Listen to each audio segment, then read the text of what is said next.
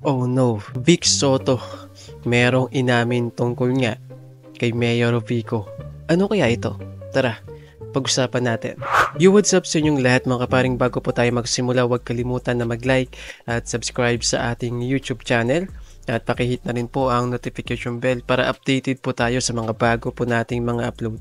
Eto, pag-usapan po natin ngayon yung inamin po, yung sinabi po ni Vic Soto sa isang interview about nga po kay Mayor Vico. Okay, so ito po, sa isang interview, sinabi po ni Vic Soto about nga po sa kanyang anak na si Mayor Vico, yung karakter po nito o yung katauhan na nga po no, ni Mayor Vico. Eto sabi niya, hanggat hindi sumasabog yung cellphone niya, hindi yan magpapalit. Ganun ang prinsipyo nun. Ganun manindigan yun. So eto, pag-usapan po natin to. 'Di ba sa mga nakaraang buwan, so trending po lagi yung cellphone po ni Mayor Vico na sobrang luma. Kaya yung camera niya is sobrang baba po ng quality. Meron pang gumawa ng kanta nun about nga po sa cellphone ni Mayor Vico. Maraming nagtatanong bakit ganun? Bakit napakaluma ng cellphone, napakalabo ng camera? Wala bang pambili si Mayor Vico ng bagong cellphone? Anong ginagawa niya, etc. Well, definitely po, kayang-kaya pong bumili ni Mayor Vico ng bagong cellphone kahit na mamahaling cellphone, kahit nga iPhone, kayang-kaya niya pong bumili. Pero hindi niya ginagawa dahil nga po kontento siya. Sabi nga ni Mayor Vico, hanggat pwede pa, hanggat may pakinabang ka pa sa isang bagay na yun, hindi siya magpapalit ng bago. So yun po yung ginagawa niya. Eto, panoorin po natin. Hindi naman siya pangit eh. Alam ko, maayos naman siya. Oo. Ito. Siyempre gusto natin magbigay ng kasiyahan sa bawat pamilya kasi gendo. Pero pangalawa, para sa akin, ito yung mas mahalaga pa kailan. Naging simbolo na po ang pangasong handog ng pagkakapantay-pantay natin sa kata ng ating gobyerno. Walang palakasan, hindi na kailangan dumaan sa kung sino malakas, kung sino dito, o organisasyon na malapit sa mayor, kundi lahat po. Meron, kaaway sa campaign, sa malayo pa ka nakatira sa City Hall, o sa malapit, ay lahat po nabibigyan. Okay, so ito po, yung camera po na ginamit doon ni Mayor Vico, cellphone niya po yun pero sobrang labo, sobrang baba ng quality. At naging usap-usapan yun kung anong klaseng cellphone kaya ang meron si Mayor Vico. Ito ba ay mura lamang, 'di ba? Local, fake? Bakit ganun, napakalabo ng quality ng camera? So hindi po siya nagpapalit ng bagong cellphone kasi alam ni Mayor Vico mas priority niya ang paglilingkod, hindi ang pagbili ng mga mamahaling bagay, cellphone, diba? Gaya ng mga etc. mga kotse, damit. Kaya nga po lagi natin nakikita si Mayor Vico, yung palagi niya pong suot, napakasimple lang, 'di ba? Simpleng polo shirt na merong logo ng Pasig. 'Di ba? Napakasimple po lagi ng mga sinusuot nito. At diyan po talaga bibilib ka sa aming mayor na si Mayor Vico Soto. So tuloy po natin. Ayan. Sabi pa, dagdag pa ni Vic Soto, hindi naman sa pagyayabang pero matindi yung napatunayan niya sa Pasig na kung gugustuhin ng ating mga leaders na talagang sugpuin at puksain ng korupsyon ay kaya. Kailangan lang talagang manindigan ka. Yes, correct po. Sa Pasig po kasi, buwan-buwan po kasing pinapakita kung saan napupunta ang pera ng lungsod ng Pasig. Ang pera po ng aming lungsod. Yan po ang tawag natin dyan. Yan po ang tinatawag na transparent budgeting and public reporting. So, buwan-buwan mong ina-update ang mga Pasegueño. Buwan-buwan niya pong ina-update ang mga Pasegueño kung saan ginagastos yung pera po ng Pasig. Kaya hindi na po nakakapagtaka kung bakit nagagawa po ng aming lungsod na makatipid ng 1 billion pesos kada taon. So, kapag ito po ay ginawa po natin sa buong bansa, gagawin po ito ng mga kapwa mayor, mga leaders sa iba't ibang lugar. Okay? Magagawa po nito na pataasin ang tiwala ng publiko na wala pong nangyayaring nakawan, korupsyon, kasi nga po, nakikita nga po ng mga tao kung saan mo ginagastos yung pera nila, kung saan mo to ginagamit, 'di ba? Kasi wala tayong kaalam-alam na baka ginagamit lamang nila ito sa pansarili po nilang interes, 'di ba? At yan po ang ginagawa ni Mayor Vico dito. Kaya nga po, transparent, napakataas po ng tiwala ng mga Pasigueño namin kay Mayor Vico dahil nakikita po namin kung saan ginagamit yung pera namin. Pero bakit kaya hindi ito ginagawa ng ibang mga leaders? Bakit kaya? Yan ang malaking tanong na gusto po nating malaman ang totoo. Pero kung open-minded ka at bukas ang isipan mo sa katotohanan at paninindigan, alam mo na po ang kasagutan. Syempre, ayaw nilang malaman ng mga tao kung saan nila ginagamit yung pera. Kasi pag nalaman nila yon, lagot sila. Pwede silang makasuhan, pwedeng magkaisa ang mga tao para sila ipapagsakin sa pwesto.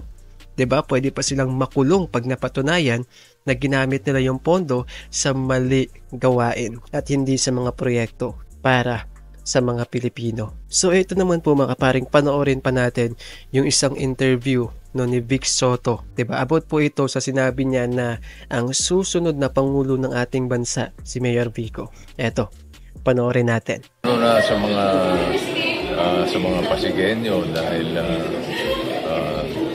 hindi sila nagpadala sa ano-anong mga kamapalagan.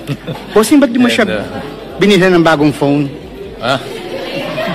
Alam mo, ibang klase yung anak kong yun eh. Sabi niya hanggat hindi sumasabog yung telepono niya, hindi magpapalit yun eh. Ganun ang prinsipyo no, ganun manindigan yun. But I'm very, very proud of him. Nakikita mo ba siyang papasukin pa yung mas mataas sa politics, bossing? It's up to him. Ang desisyon nasa kanya. Yung binitawan kong next president, alam naman natin hindi siya pwede dahil bata pa siya. Underage. Pero I have a deeper meaning nung sinabi ko yun eh. Ang gusto ko lang naman ipaabot sa mga nakikinig. Next president sana ay katulad niya. Na may prinsipyo, may paninindigan, may political will, na good governance talaga. Yung totoong good governance, hindi yung kwento-kwentuhan na good governance. So yun na ibig ko sabihin nun. Sana yung next president natin, someone like him. Anong pakiramdam, bossing, na parang si Vico yung standard ng magandang pamumuno? Dapat lang. I mean, hindi naman sa pagyayabang, pero matindi yung napatunayan niya sa Pasig eh. Na kung gugustuhin ng mga ating mga leaders na talagang supuin at puksain ang korupsyon, kaya. Kailangan lang talagang maninindigan ka. Kailangan talagang mataas ang prinsipyo mo pagdating sa mabuting pamamahala. Paano yan, bossing? Last term na niya as mayor. Usap tayo after 3 years. Ikaw ba? Wala kang balak? Ay, hindi. Ako'y masaya na sa nakakatulong sa mga overseas Filipino workers. Kasing, how about your brother, si Tito Sen? Kamusta yung movie? It's okay. It's very thankful also, of course, sa Panginoon at sa lahat ng mga bumoto. Ako po ay lubos na naniniwala na balang araw po ay tatakbo si Mayor Vico bilang bagong pangulo po ng ating bansa kasi 'di ba, hindi lang po muna pinapaalam sa ngayon dahil nga po alam niyo naman po ang politika sa atin, ang laro ng politika sa ating bansa. Kapag alam nila na malaki ang tsansa mong manalo, kapag alam nila na isa kang malaking tinik habang maaga, sisiraan at sisiraan kanila hanggang sa bumagsak ka. Kaya nga po hindi umaasenso tayo kasi yan po ang nangyayari sa politika natin. Yan po yung paulit-ulit na binabanggit ni Mayor Vico na kaya naman talaga nating maging maunlad na bansa kung ang mga leader natin ay hindi po naghihilaan pababa. Imbis po kasi na magtulungan, magkaisa para puksain ang korupsyon ay hindi po ganun ang nangyayari. Kanya-kanyang bangayan, kanya-kanyang siraan at kanya-kanya pong gagawin ang lahat para mapabagsak ang sino mang sa tingin po nila na hindi po makakatulong sa kanila o magpapabagsak sa kanilang pangalan. Kahit na ito ay makakabuti pa para sa ating bayan. Pwede po talaga si Mayor Vico. Sa lahat po ng mga politiko, si Mayor Vico po yung pinaka-qualified kasi po wala pong bahid ng korupsyon, marami na pong napatunayan sa Pasig, napakaganda po ng mga programa niya sa Pasig, nagawa niya po na mapababa ang ilan po sa mga gastusin dito sa lungsod ng Pasig at malaki po ang kanyang naitulong sa iba't ibang sektor dito po sa Pasig gaya ng edukasyon, kalusugan, pabahay, etc. Kung tayo pong mga Pilipino ay tataasan lang natin yung standard natin sa pagpili ng pinakamataas na leader sa ating bansa, si Mayor Vico na po ang pinaka-qualified sa posisyon na iyon pagdating ng 2034. Pero syempre, sa 2028, iboto po natin yung leader na kagaya po ni Mayor Vico na may good governance, na wala pong bahid ng korupsyon, may paninindigan, may kakayahan, marami na pong napatunayan. Syempre, alam na po natin kung sino po ang dapat na iboto, 'di ba? So wag na po tayong magbangaya, 'di ba? Wag na po tayong dumepende lang sa dalawang pamilya sa ating bansa. Sumubok naman po tayo ng bago, 'di ba?